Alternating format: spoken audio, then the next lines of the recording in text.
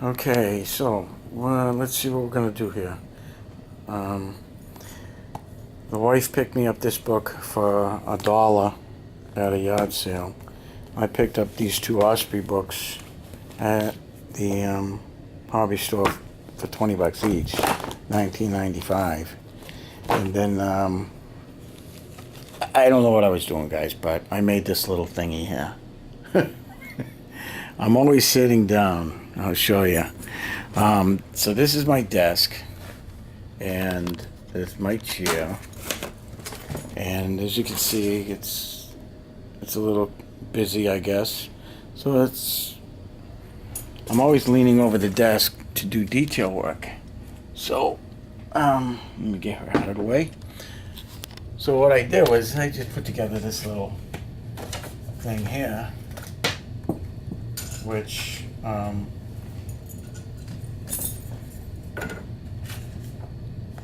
it holds my little thingy and painting guides.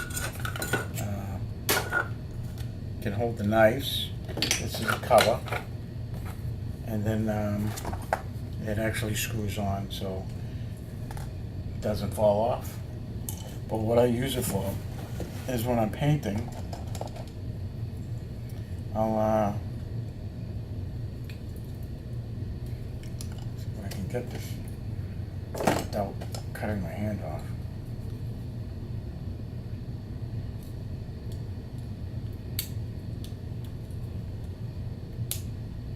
So I got so much stuff going on that I tend to run out of room a lot. Oh shit, that was not supposed to happen. Alright, so it's stuck on there. So,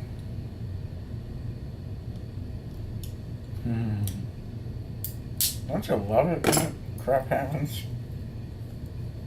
Alright, so I think what I'm gonna do, that's orange, that's, thought I had some brown here, no?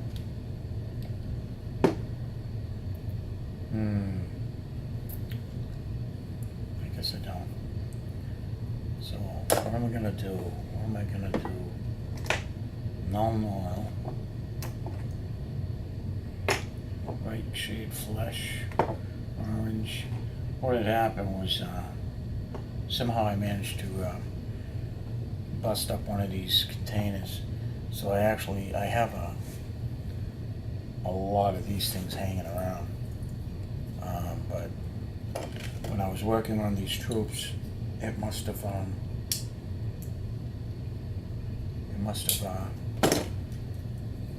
solidified. Oh, here we go. Okay, I got it. So now what do is I just put that there, and so that way I don't have to bend over the desk. I made this little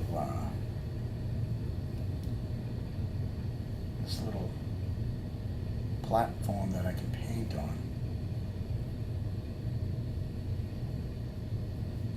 Just to break up the monotony of always hanging over the desk.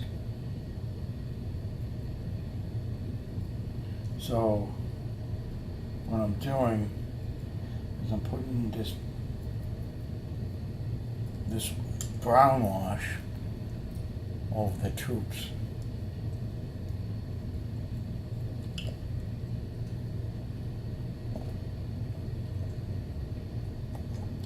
So, that being what it is, so that's a little demonstration of my little desk here. Okay. So it holds it, and then I can mix the paint here and here. I can unscrew this, put that there, and mix there.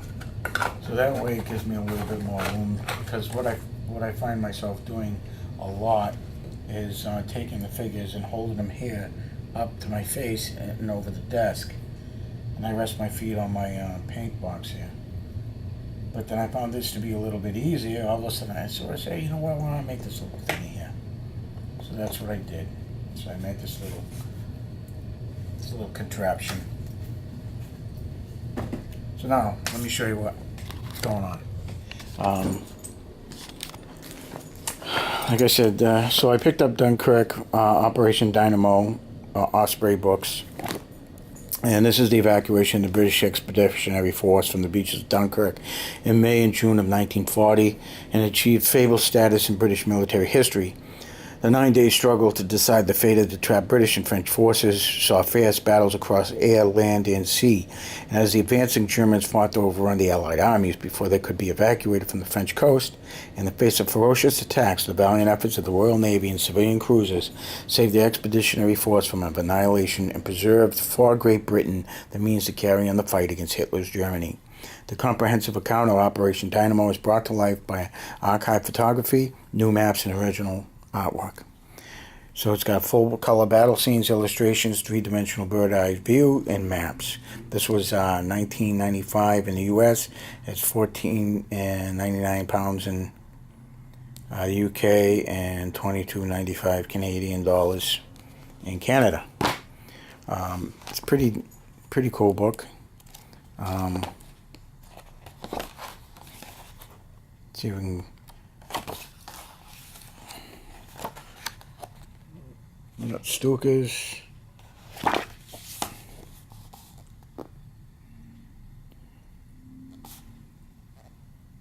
I wonder what this is. The sinking of the HMS Wakeful in Grafton, 28 May 1940. The torpedo action by German S-boats and U-boats against 2 British destroyers and a number of small vessels on the night of the 28th and the 29th. And we have the Battle for Kassel, 28 May 1940. Ooh, look at that. What are those? RAF Image suffered badly from the gross exaggeration of its inexperienced fighter crews, known as the Defiant's incredible victory on 29 May. Number 264 Squadron gunners claimed to have downed 19 Stukas, 15 Bf-110s, 2 Bf-109s, and a Juka 88 Alpha. Actually, only one Juka 88 Alpha and one Stuka are known to have fallen to Defiance this day. I never knew about those. Look at those. It's pretty sharp, huh? Never really saw too much of that.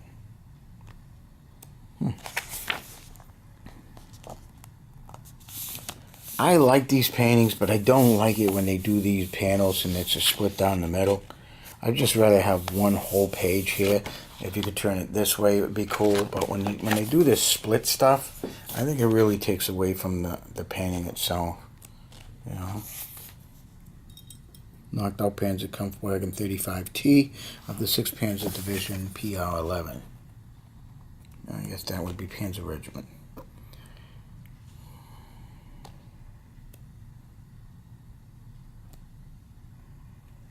So, there's the beach. See what I mean? Isn't that much better? Should I have it split? No. I get my diapers in a bunch, huh? Complaining. So that's a pretty cool book. And then I got the Dnieper, 1943, Hitler's Eastern Rampart Crumbles. This is by Robert Fossack. It's another Osprey book. And in the wake of the failure of Operation Citadel at Kursk in July of 43 and the ensuing Soviet counteroffensive, General Field Marshal Erich von Manstein, weakened Heeresgruppe Sud, could no longer hold its front. The only possible refuge lay behind the wide Dnieper River. The Red Army, however, was in hot pursuit, and a race for the Dnieper began in August of 1943. Revealing new detail about the largest Soviet airborne operation of the war and the increasingly desperate delaying tactics employed by Manstein, this absorbing study charts the 4-month-long German effort to prevent the Soviet forces from crossing the Dnieper. With over 1.5 million casualties on both sides, it was one of the costliest Soviet offensives of the war. And this one too was this one was $24 US, same price in UK, £14, £15, and then Canada was $28. Wow. Oof. Okay.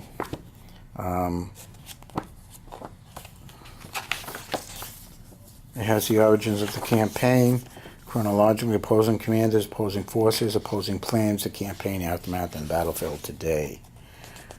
So it's got all kinds of stuff here. Maps. Pretty cool pics.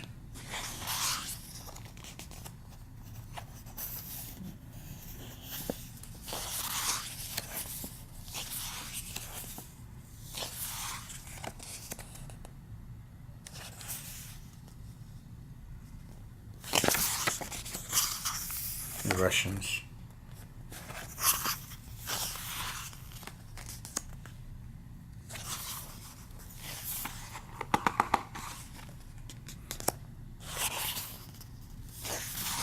I remember in 1990 or 91, I believe it was 91, I ended up working with the Ukrainian, was it the Ukrainian police? They had come to the United States to learn how how American cops do their job. So we were assigned several of the Soviet police officers, and I was actually assigned a major. I was like, wow, okay. And I was patrolman, so that's like assigning a private to the major.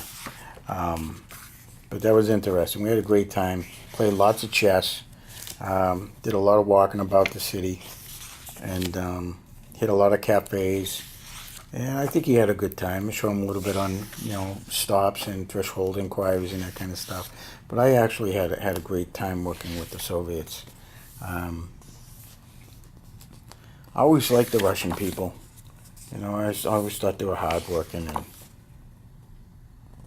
they get a bad rap. Not to say that I'm a communist. I'm not, but it's like the Polish. The Polish were valiant troops as well. There's a lot to be said about the men and women of the world. But whenever I see the Russians, I think my heart goes out to those people because they've been through so much crap. I guess we all have. Look at this. This is an awesome painting. Ugh, I hate this right here. Oh my god. This camera looks like it's gonna die again. Alright. So that was the Fight for Survival Christmas Day, 1943. Vatutin's 1st Ukrainian Front launched a massive offensive against the 4th Panzer Army, 42nd Army Corps east of Zhytomyr, and quickly achieved a major breakthrough. Vatutin then pushed the 1st Tank Army and the 3rd Guards Tank Army into a 12-kilometer breach in the German front, attempting a fighting withdrawal in the face of mass Soviet armor. The 8th and 19th Panzer Divisions found themselves surrounded on Christmas morning. Bulk's 38th Panzer Corps disengaged both the 1st Panzer Division and the LSSAH. It's got I can't remember the name, but I'm not even going to try. From combat around Melanie, and dispatched Kampfgruppen from both Zhytomyr to rescue the 2 trapped German Panzer Divisions. Frantic radio messages from the 2 encircled units indicated that they were virtually out of fuel and under heavy attack. While the 38th Panzer Corps was tangled up in a massive traffic jam around Zhytomyr, created by retreating supporting units, the trapped and isolated Panzer Divisions managed to break out of the encirclement by fighting their way through wooded terrain. Combat was ferocious and often fought at close quarters, with snow showers often limiting visibility to a few hundred meters. So that's this painting right here, which is pretty cool. I like it. I just don't like that divide. All right, so this is a cool book. Yoli got me this at the yard sale, and this is German warplanes of World War II. And hopefully I can get through here. Guys, if this ends quick, just want to say thanks for watching. God bless. Sorry about not getting in there Friday, but I ended up working. Had a few things to do. Oh, wow, the Focke-Wulf, huh? Look at this thing. Look at this. What is that? It looks like a abortion. Focke-Wulf 190. What a tough plane, huh? Look at that. Well, let me speed through that. Nice pictures. Good paint jobs, too. Look at that. What a great reference book. Look at this thing. Really?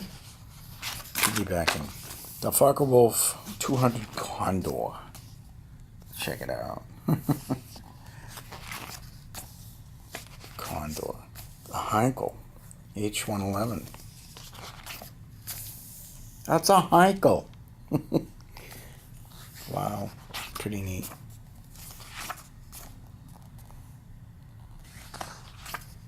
I remember the old monogram models and putting these, a Grief. A Heinkel Grief 177. Look at that, huh? There's another one. Night fighter bomber.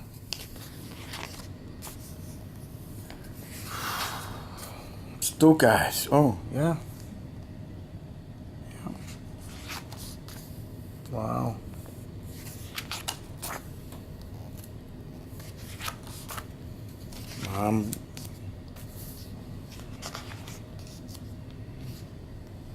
They almost have this weird design, don't they?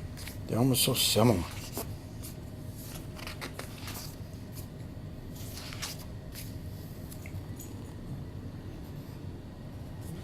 Messerschmitt. Messerschmitt 109.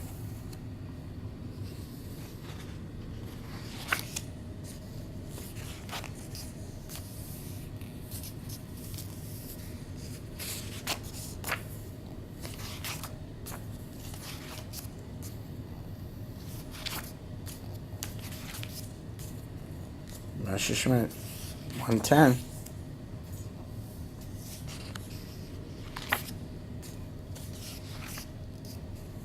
Nice picture, huh? Look at that.